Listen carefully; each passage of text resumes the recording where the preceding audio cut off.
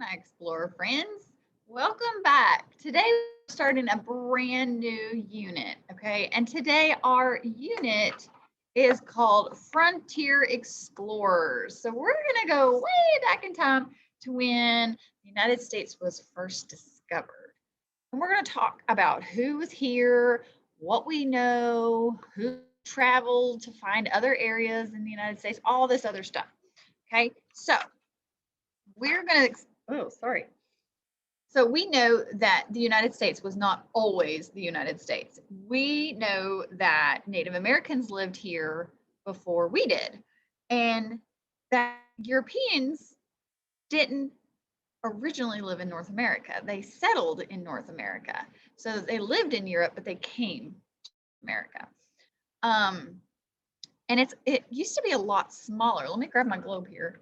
I don't have a map, so I can't show you my map. But here, if you'll see, there we go. Can y'all see it? All right, so these colorful areas right here are the United States. Okay, now this is Canada and this is Mexico. That's part of North America, but the United States are right here, all these little colorful places. See them all right here? Okay, so these are the United States, and it didn't used to be this big. It actually was a lot smaller. So let's see, about like that. Just used to be like that. Can you believe that? That little section right here? That's all the United States used to be. And we're going to look at that here in just a few minutes. But for the next several lessons, we're going to learn, oh, excuse me, my nose itches, about the United States, how it grew in size, and how the growth of the United States affected the Native Americans, the settlers, and the landscapes. So before we get started, let's talk about our vocabulary words. Now, I don't have slides for my vocabulary words today, and I don't have them for this lesson. So we're going to be doing this a little differently than we have been, okay? So our first word is barrier. A barrier is something that prevents or blocks movement from one place to another. So an example, the Appalachian Mountains were a natural barrier to moving west. Now, guys, the Appalachian Mountains are the Smoky Mountains. That's the Appalachian Mountains. All right, our next word, claimed. To say something belongs to you, even if others might not agree. Thomas claimed the basketball was his, even though it did not have his name written on it. All right, settlements. Places where people make their home, often in new areas. The families decided to leave their homes in Europe and move to the settlements in America. Woodsmen. People who live or work in the forest. The woodsmen were able to build shelters out of tree branches. Okay, so today, what I want you to listen for in our read aloud, I want you to listen about how first explorers of the American West, Daniel Boone, I want you to tell me, or I want you to listen for the difficulties and challenges he faced and other people who moved west. Okay, so we're going to listen about Daniel Boone, the difficulties or challenges he's faced when he was going west, and about the other people who wanted to move west. So let's get started. Let's see here. Uh-oh, I can't find it. Hold on just a second. Okay, sorry, let's try that again. Let's share the screen now. There we go. Okay, here we go. All right, let's get started, shall we? Today, people from all over the world live together in communities from one end of the North American continent to the other, from the Atlantic Ocean in the east to the Pacific Ocean in the west, and everywhere in between. So let's take a look at our map again. Okay, here's the United States. Oh, turn it this way. Here's the United States. This is the Atlantic Ocean. This is the Pacific Ocean. This is the East Coast. This is the West Coast. Okay. We live on the East Coast. This map of North America shows the United States in green. You can see lots of thin white lines outlining the states that make up our country, the United States of America. However, hundreds of years ago, the map of the United States was much smaller than it looks today. So this is what the United States looks like today. Okay, again, here's the Atlantic Ocean, Here's the Pacific Ocean. This is the West Coast. This is the, oh, can't move my mouse. There we go. The East Coast. Now we live here in the state of Tennessee. So we technically live on the East Coast.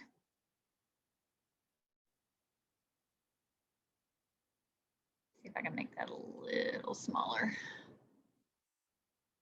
There we go. That's a little better. Long, long ago, the only people who lived on the continent of North America were people known as Native Americans. Native Americans have lived in North America for thousands of years. Native Americans lived in both seasonal and permanent villages. They used great knowledge of the land and its resources to survive.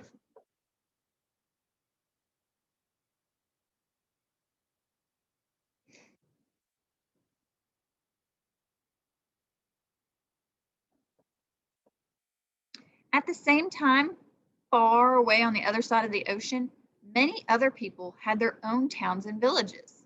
These people lived on the continent of Europe and were known as Europeans. So this orange right here, this is Europe. Okay, this whole area is Europe.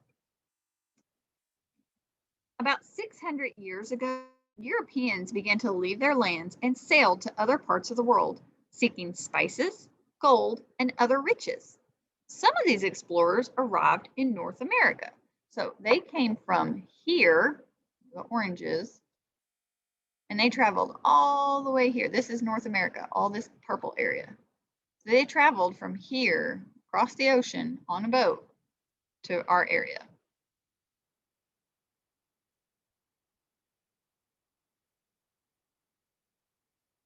Imagine how surprised Native Americans and Europeans must have been to see each other, people who looked, dressed, and spoke very differently from themselves.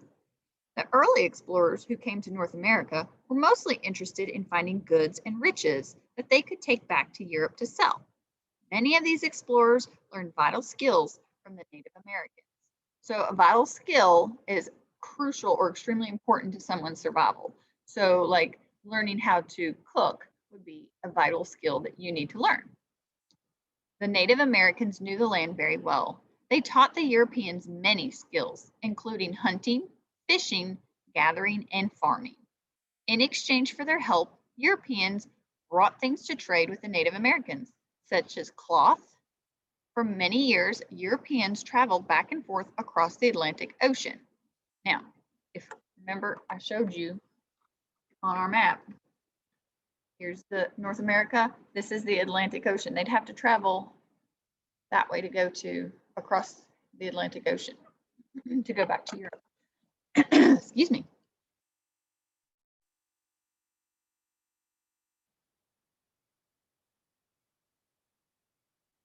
Most Europeans were content just to trade with the Native Americans, but others became interested in starting settlements because they wanted to live on the continent as well. Remember, a settlement is a place where somebody makes a home in a new land. The English started two early settlements in North America in the 1600s. Plymouth, in what is now Massachusetts, and Jamestown, which is now in Virginia. Okay, so I'm going to try to show this. I'm going to stop sharing for a second. And it's going to be kind of hard to see, so I'm going to try to get close. All right, so Virginia is, can't see here, Virginia is right around this area here.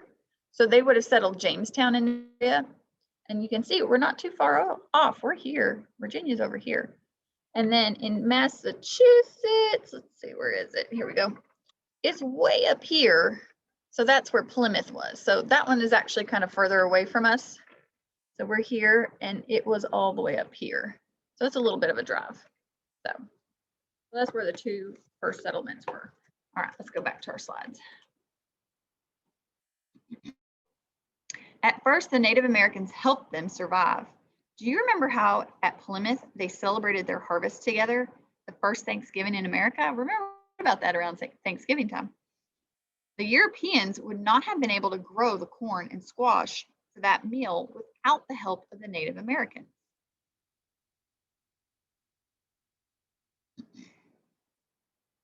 As time passed, more and more Europeans arrived to start settlements in North America. even though Native Americans had already been living in their own communities on that same land. Fights over the land began to erupt as each group refused to share the land. The settlers claimed most of the land on the east coast of North America, land where the Native Americans had lived for many years. Remember, they said it belonged to them, even though it really didn't. The British formed colonies or settlements ruled by faraway Great Britain, from Massachusetts all the way to Georgia. So let's see, Georgia is actually not far from us at all. We sit on top of Georgia. So here's Georgia, right here, and here's Tennessee. So here, see, we're right down below, or Georgia's right down below it. Here, let's see if I can get a little closer. Can't get it to turn. There we go. So Georgia is the green, we're the purple. Now Massachusetts is all the way up here, yellow. They claim all this land. They said it all belonged to the settlers from Europe, but the Native Americans were living on it too, and they said it belonged to them. They were there first. So let's see what happens. Eventually, some of the more adventuresome settlers wanted to explore the land west of them.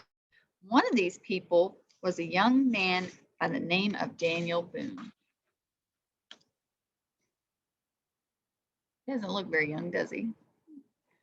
Daniel Boone was born in 1734 near the town of Reading, Pennsylvania. Now, Pennsylvania is up near Massachusetts, so it's up high. His father and mother owned a farm. Daniel and his brothers and sisters all helped their parents plow the fields on the farm. But Daniel was never content in the open fields. He was curious about life in the woods around their farm and spent as much time as possible creating paths through the forest.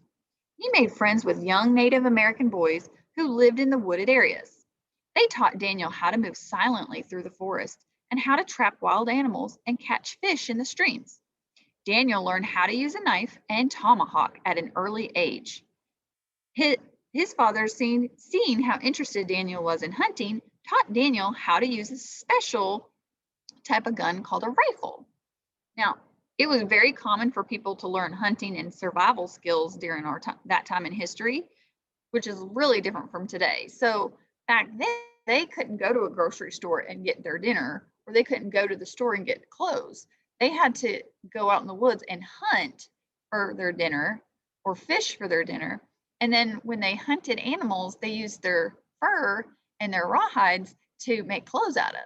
So it was really different back then than it is today. One day, while helping his father plow the fields, Daniel asked if he could be allowed to help out the family in another way. "Father," he said, "since you taught me to shoot a rifle, I have practiced and practiced until I'm the best shot for miles around. Let me hunt food for our family." Daniel's father agreed, and soon the Boones were feasting on wild turkey and deer. In 1750, just before Daniel turned 16, the Boone family moved from Pennsylvania to the Yadkin River Valley of North Carolina, settling on the edge of the frontier. Okay, so let's look.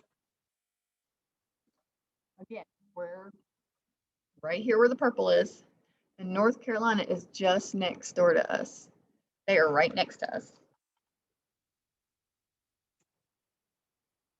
It did not take long for the other settlers in his home to discover that Daniel was one of the best woodsmen for miles around. Remember, a woodsman is somebody who lives and works in the forest. Daniel Boone lived and worked in the forest. Daniel began to explore his new surroundings. His explorations took him deep into the forests.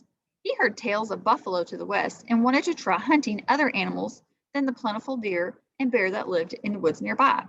But Daniel was unable to go as far west as he wanted to go, stopping him and other settlers from traveling farther west. Can you guess what it was?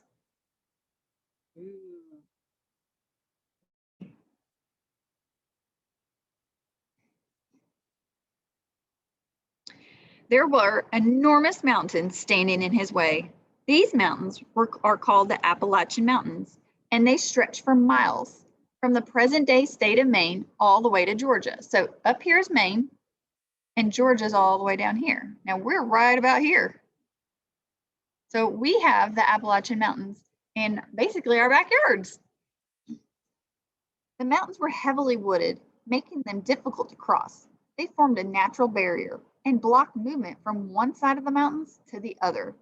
For this reason, few European settlers had left their colonies along the eastern coast of North America to travel west. But Daniel knew that Native Americans had crisscrossed these mountains for years. As he roamed through the densely forested hillsides, his curiosity about lands to the west grew stronger. Daniel began to ask everyone he met if they knew of a way to cross the mountains. Okay, friends, so we're going to stop at this slide right here. And we're going to start talking about our questions, like what have we talked about today, okay? So let's talk about Daniel Boone. Where did he want to go? What got his curiosity? He wanted to travel west. He lived here, but he wanted to go all the way over here and see what was over here. Why did Daniel Boone and the other English settlers want to go west? They wanted to explore and find new places to live. All right, so what kept the English settlers from moving further west across North America? The mountains. They couldn't get across the mountains, could they? So what are the mountains called? The Appalachian Mountains. Here we are, mountains that are in our home.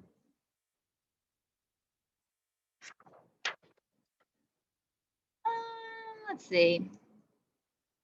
How would you describe Daniel Boone? He was a good hunter, he was a good woodsman, and he was curious because he wanted to know, how do I get over these mountains? What's out west? Let's go check it out. So he was a good hunter, a good woodsman, and very curious. All right, guys, we are actually going to stop there today. So I'm going to stop my sharing. And I want you to go into your Google Classroom and I want you to go answer your questions for today. And then when you're done, make sure you turn them in to me. Guys, do not Google answers. I know when you answers, we talk about the answers at the very end of our video every single time. Make sure you are doing your questions the right way. Go back and look at the video if you need to. All the answers are in our video. Okay? And I will see you guys on our next lesson. Bye, friends.